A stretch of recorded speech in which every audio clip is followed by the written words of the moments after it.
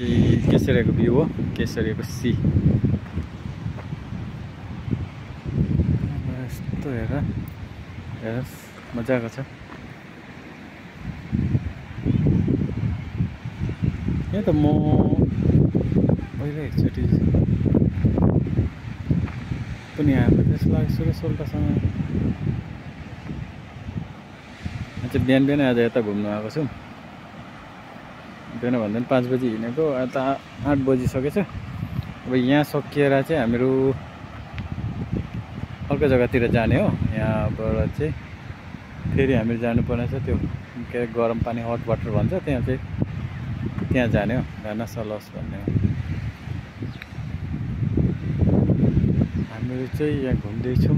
रमाइलो छ ठाउँ, मजाको मजाको छ। चिसो चिसो जग्गा।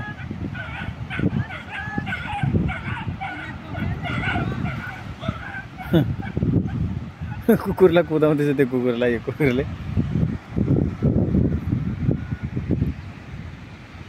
मजाको ठाउँ छ यो पनि।